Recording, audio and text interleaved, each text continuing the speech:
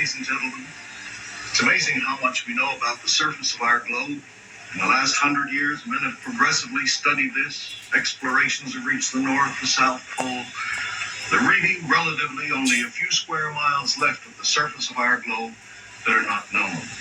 And during the same years, men have reached out into the stars. 3 times further in your lifetime and mine, 3 times further into space than men have ever been able to go before. Amazing knowledge we have of that and of this. What's inside this globe? What is there beneath our feet as we stand on the earth? No one knows, of course, and science ponders about it, and all men are curious, but no one knows. Primitive man going into caves, reaching back and down, wondered what lay beyond, and in terror he fled out. He remembered strange sighs and noises. Now you go back to Mesopotamia, the beginning of Western civilization, and you have the great hero Gilgamesh going down into the underworld. And so too with the Greeks. All down through time, religions of the past have postulated the existence of this inner habitable world.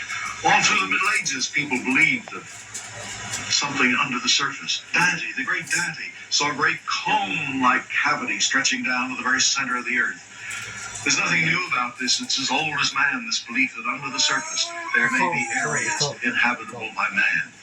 And in our time, and in the last 100 years, there have been a number of theories, very curious and strange theories about what goes on in the center of our planet.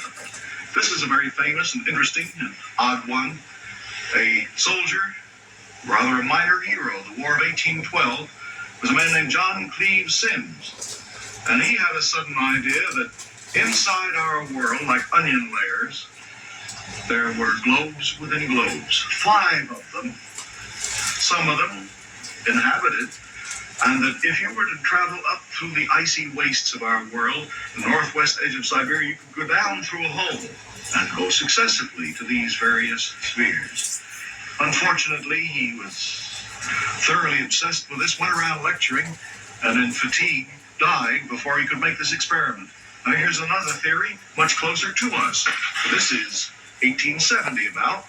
A young American physician named Cyrus Reed Teed had a revelation. We are not living on the outside of the globe, said Teed, but on the inside. That when we think we're looking out at the sun, we're really looking in at the sun. Strange, questing mind of man that tries to find answers to things that he cannot understand. This was a theory by Karl Neupert in Germany in the 1920s. He again imagined that we're living on the inside rather than the outside of the globe. And here's a real sun, and a real moon, and then a rather shadowy and formless mass of electric potentiality with little bright sparks in it, and they give us the sense of our stars. And so in this picture you're about to see, you'll see the culmination of a long series of such desires to look into the earth. One might well believe philosophically that some ancient culture, engulfed by a great and tremendous upheaval of nature, might linger on in some pocket of earth. This is science fiction, of course. It's a fiction. It's a fable.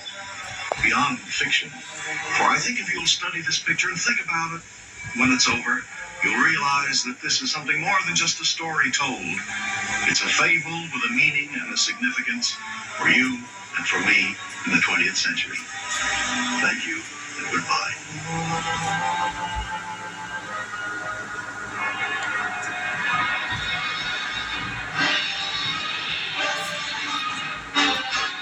Your move.